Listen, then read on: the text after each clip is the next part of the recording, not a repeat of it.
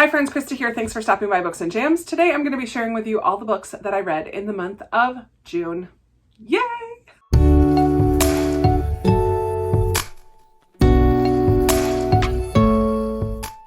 I completed 10 books in the month of June, and I'm in the middle of one more that I may still yet finish before the end of the month. But June was a little bit of an odd month for me. I feel like it started out really slow with my reading, and then I had a month where I was gone for the week and I didn't get as much reading done during that week, but I still managed to complete 10 books, which I think is fabulous. Quite a few were buddy reads, and some were some 5-star predictions. And some were a little bit random. I'm going to start out with the random ones, and then we'll jump into all the buddy reads and other things. I completed 2 books in the Land of Stories series. This is a middle grade series, and I read book 3, A Grim Warning, and book 4, Beyond the Kingdoms. I listened to both of these on audio. This series is written by Chris Colfer, who I know from watching Glee, and he reads the audiobooks as well, which was kind of fun to hear his voice reading me his own stories. Like I said, it's a middle grade fantasy series, and we follow mainly a brother and sister who in book 1 learn that they have the ability to travel into this other world, the fairy tale kingdoms, which is where Cinderella and Little Red Riding Hood and Snow White and all of these fairy tale characters live, as well as trolls and ogres and dwarves and fairies and other creatures as well. It's not a series that I love. Like Keeper of the Lost Cities is a middle grade fantasy series that I absolutely love, but it's a super cute series, and I'm continuing it to the end because I got one of the girls that I used to nanny started on this series, and she's read through the complete series 2 or 3 times, and every time I see her, she asks if I've read the next book, because I had only read 1 and 2 for a really long time. So next time I see her, I can tell her that I read book 3 and 4, and now I have a long time before I need to continue. I'm not chomping at the bit to continue. It's cute. It's a lot younger. It's written a lot younger, I feel, than Keeper of the Lost City. Not as intricate, not as in-depth with characterization and with plot even. Like, it just feels a little bit simplistic. But it's super fun, and she absolutely loved it. Like, middle grade readers would absolutely love it, I think. But as an adult reading middle grade, it's cute, but not like mind-blowing or earth-shattering or anything like that. But I really enjoyed both of those, so glad that I made some progress in some series, though. That's good. The next one that I'm going to talk about is I listened to on audio, Perfect Little World by Kevin Wilson. I landed on this as my choice from the 5 Book of the Month books that I did a try a chapter tag for, and I added this right away to my June TBR, and I'm glad that I read it. It's the oldest Book of the Month book that's on my shelves. It's from February of 2017. So yeah, I've had this for a while. It's not staying on my shelves.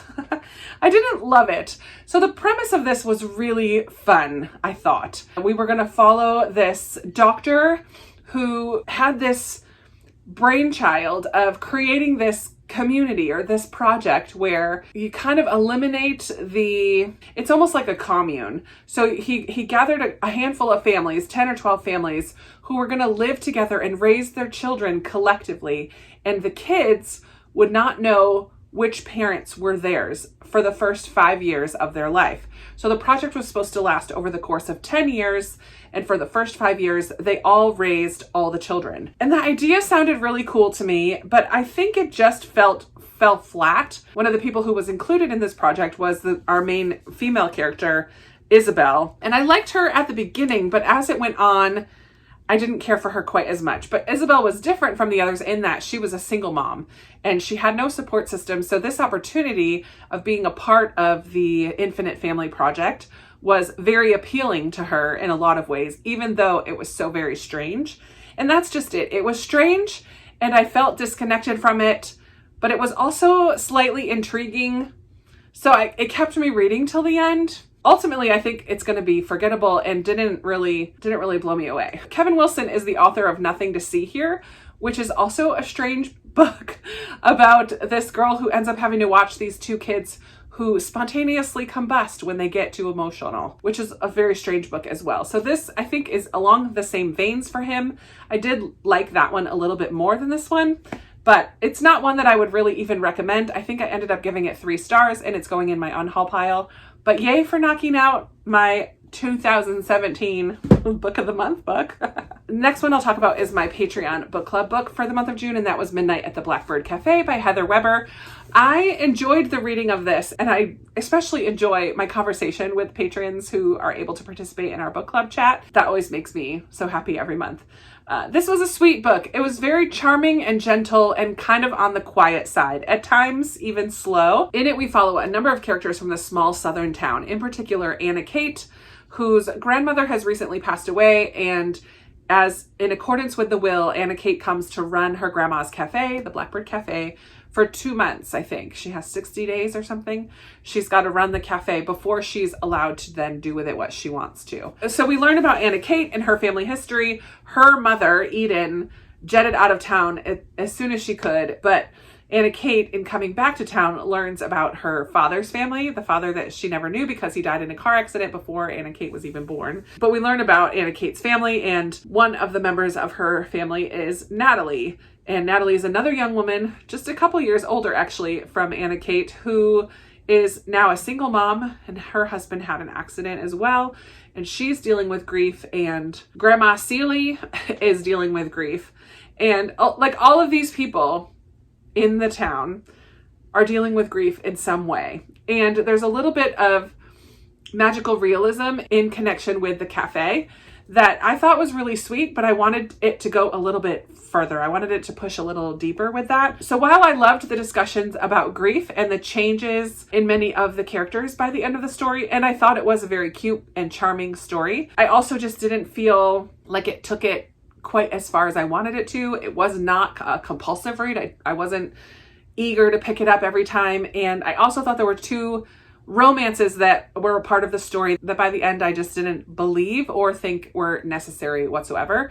So it was cute. I ended up giving it 3 stars. I'm glad that I read it. This is one of my Christmas book exchange books. If you're in the mood for kind of a Hallmark movie type of book, I could easily see this as being a Hallmark movie. I have a couple buddy reads that I read this month, actually. 4 of my 5 last books were buddy reads. Oh, before I get into that, and they're all like the same color scheme. It's kind of funny. Before I get into that though, I don't want to forget that I did listen to one more kind of random book, which I should have talked about earlier, but I listened to The Wedding Season, and I don't remember who the author is, but Amanda from the Curly Reader recommended this as just kind of a nice, fun, sweet romance. I listened to this in the car. It was perfect for a drive because it was not thought-provoking in the least. Like, it just was fluff, and it was so much fun. In The Wedding Season, the main character right at the beginning gets jilted the day before her wedding. Her fiance leaves her. Unfortunately, it's the time of life when all of her friends are getting married that summer. There are 8 weddings coming up. Hers was the first, and her best friend's will be the last. So she has 7 more weddings to go to, and she's starting off the season filled with grief and so many emotions because of what just happened to her. And now she has to be a part of and attend so many other weddings. Well, her best friends who are getting married at the end of summer, they give her a list of almost like dares, or this like to-do list or checklist of something that she has to do at each of the other weddings, with the purpose of kind of helping her take her mind off of what just happened and also helping her to kind of find herself again. It was so sweet. And of course, there's a romance involved, and I thought it was a perfect car ride book. It was a great summertime read because it all happens over the course of one summer. Yeah, I really enjoyed it. It was, again, ultimately forgettable, but a very, very enjoyable read in the moment. So there's that. I'll do the 2 nonfiction first. I, this month, hosted a read-along of Gentle and Lowly by Dane Ortland. Every Sunday I had lives on my channel where we talked through the book, about 6 chapters every week. I was joined by some other wonderful booktubers in those live discussions throughout the month, and this was such a wonderful surprise for me. This is the 4th time, I believe, that I've done a Christian nonfiction read-along, and this was such a great book. Very devotional in nature, focusing on the heart of Christ, the heart of God for his people. And it is overflowing with love and mercy and grace. Oh man, this book many times took my breath away and made me stop and think and welled me up with tears a couple times in my own reading, and then also in the discussions, which are still available to see on my channel. If you decide to pick this up later, you can always go back and rewatch those discussions because they're wonderful. Just sharing our thoughts about each of the different chapters as we read through them. We didn't read them live, but as we talked about them. This was a balm for my soul this month, just focusing on how much I am loved and accepted, and oh yeah, it was just really good. It was really good. My heart was full by the end of the last discussion. Oh man, just fantastic. I gave this 5 stars. It is one that I can see myself returning to again and again. So that was fabulous. The other nonfiction that I read this month, I'm giving 4 stars, and that is Under the Banner of Heaven, A Story of Violent Faith by Jon Krakauer. And I read this with Amanda from the Curly Reader and Lindsay, one of our subscribers. Such an interesting read. Really diving deep into Mormonism, and in particular, fundamentalist Mormon groups. It kind of all centers around this hideous crime of this young mother and her infant toddler, or her toddler baby girl, who were brutally murdered. And so through the lens of this event, we kind of work backwards into the lives of the men who committed this heinous crime, but even going back further and further and further into the beginnings of the Mormon religion and how it all started, and then those like branch off groups that came off from it. It was fascinating. Jon Krakauer, this is my first book by him. It will not be my last. I was just enthralled by the way that he wove everything together with such detail, with such objectiveness in a way. Like, I did not feel like he was talking negatively about Mormonism, the Mormon religion at all, really. From what I gathered in this book, I don't view him as a religious person at all. He just was doing a deep dive into this one particular religion, and it was just so interesting. There were a couple parts that I felt dragged on a bit, or I wasn't exactly sure why they were included. And there were a couple things that were a little just confusing as I was trying to piece it all together. But I was really fascinated. It was a very high 4 stars. If I did half stars, it would probably be 4.5. I just can't give it a 5 because there were a couple times that I was like, okay, let's move it on. And it's very dense. I always say there's a lot of words on the page. Like, there's just a lot in here. But it was incredibly fascinating, and I would definitely recommend this. And that's another Christmas book exchange book. I read 2 of them this month. Yay. I did a buddy read this month with Nikki from Red Dot Reads. It was our first buddy read that we did together, and I would absolutely read with her again. I loved getting to chat with her a little bit and read together Emma Donohue's book, The Pull of the Stars. This book is interesting. It's split up into 4 parts. There are not really chapters. Each section is a different color. It takes place in the early 1900s in an Irish hospital over the course of 3 days.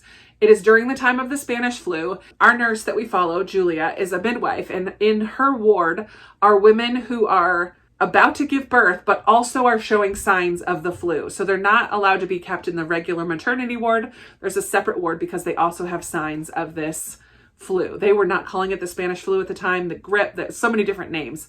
But the whole thing takes place over the course of 3 days, which is remarkable. I will say this was medically graphic. It was not violent. It was not sexually graphic. It was medically graphic because over the course of those 3 days, quite a few of these women give birth. Emma Donohue does not shy away from giving us those details. And I know many of you are mothers and have given birth. I have not experienced this firsthand, but oh man, I almost feel like I have based on these descriptions. It was really eye-opening and really hard to read at times. At the same time, I was just very invested in this woman and in the way that she cared for these patients. There's a young kind of a volunteer who comes in to help out, and other nurses who, like, we kind of meet some of the other people in the hospital as well. But we're really confined almost to this one ward, this one room, and the events and the people that are in that room. And I was fascinated. I was in it for the first 3 sections. And then the 4th section happened. And it totally went off in a different direction. There was a female-female relationship that just seemed to come out of nowhere. I was not at all prepared for that. There was no build up for it. The relationship between those two women beforehand did not at all to me feel like that's where we were headed. So it was just jarring. It was so jarring. And then that was the focus of the last whole section. And there are some events that happen in that fourth section that happen way too quickly, in my opinion. It just was a bummer to me. By the time I finished, I was just feeling very disappointed because I felt like I was duped. I felt like the book I was reading for the first 3 sections was totally different than the book I read in the 4th section. So I was really bummed by that. I think I still ended up giving it 4 stars because for 3/4 of the book, I thought it was fantastic, even if a little graphic for my taste. I loved hearing about Ireland during that time and how the flu was affecting the hospital, the shortage of doctors and nurses, the sheer numbers of people that were coming in and dying very quickly. And it was a very interesting read until the last section. So I was very just bummed by that. And the last 2 that I have to tell you about are 2 of my 5-star predictions that I had. So the first is I Must Betray You by Ruta Sepetys. Oh, and so for these 2, I will not be sharing my actual rating, and I'm going to try to limit how much I tell about what I thought about it. But I Must Betray You by Ruta Sepetys, she's fantastic for highlighting an area or an event in history that isn't written about as often as maybe some other aspects of history. So this one takes place in Romania in 1989. So right in the heart of the Cold War, communist dictator Ceausescu is in power in Romania. He and his wife are horrible. The culture at the time is that they were watching you. The government had eyes and ears and bugs, and everybody was under surveillance at all times. Even in your own home, you would feel like you had to whisper so that the listening devices didn't pick up on what you were like. They just cultivated this culture of fear. And we follow this young man, Christian. He's in high school, and he is approached to become an informant. And he doesn't know who to trust. He doesn't know who else around him is also informing on others. Like I think that's the thing that stands out to me the most is this culture of fear and what that would be like to never have a safe place that you can let your guard down. Your home isn't even your safe place to let your guard down. I went to Romania in 2004, and it was my first missions trip that I ever went on. So it was only maybe 15 years after the time of this book. And I could definitely still feel the effects of communism, even though they were no longer in power at the time. I could still see and feel the effects of communism in the areas that I went to in Romania. So that personal connection was also very cool. But yeah, very, very interesting read. Very interesting. And that's all I'll say about that one. But she's worth the read. She's a YA author. So I love that the chapters are short. It was very compulsive to read about. I think I finished in just a few days. I did chat about this with one of my patrons who also read it. I think she read it earlier in the month, but we still chatted about it as I went through. And that was a lot of fun to talk to Maria about this one as I went. And the other 5-star prediction book that I listened to was The London House by Catherine Ray. I really want to read all of Catherine Ray's books this year. I know I've said that multiple times. This is her newest, and it's a little different from the others, which are kind of more contemporary. This is a historical fiction and also contemporary. We follow a woman named Caroline who at the very beginning of the book reconnects with an old college friend, Matt, who they have been kind of estranged from. But Matt has unearthed a secret, so he thinks, about Caroline's family. And Caroline is convinced that it's just not the case. And so the two of them together kind of go on this hunt and search for the truth. It involves Caroline's great aunt potentially having run off with a Nazi soldier right in the heart of World War II. So Caroline and Matt go to London and into their family home in London. Caroline's family kind of has this big old house in London, the London house. In the attic of the house is this trunk where Caroline finds letters written to and from her grandmother during the 1930s. And they have journals and her great aunt and her grandmother, I should say. So these two sisters and the letters that were written back and forth between these two sisters that tell a story that neither Caroline nor Matt is really prepared for. I love books that have letters in them. I love books that have the back and forth between a present day timeline and the past. Also in the present day timeline, Caroline has some family issues with her parents who are currently divorced, and their family is also grieving from some events that have happened in the current day timeline. But yeah, it just was a very interesting read. That's all. I will tell you more about both of these in my 5-star prediction wrap up, but I am glad that I read both of them. I'm currently listening to the audiobook of The Rose Code, which is my 4th 5-star prediction. So I'm making my way through. I only have one more after this. But yeah, I am currently making my way through these 5-star predictions, and I am just under halfway of this one. So it's taking me a little bit of time. Not sure that I will finish it before the end of the month, but this is another World War II historical fiction about 3 young women who work at Bletchley Park code breaking during World War II. So a different kind of twist on things. I've never read a book that takes place in Bletchley Park. But yes, so here are the 9 plus the wedding season, books that I finished in the month of June. I would love to chat with you about any of those books. Have you read any of them? Did you feel similarly to me or not? What was some of your favorite reads in the month of June? I would love to chat with you about these books or your books or anything else that you want to chat about in the comments below. I always love talking to you down there.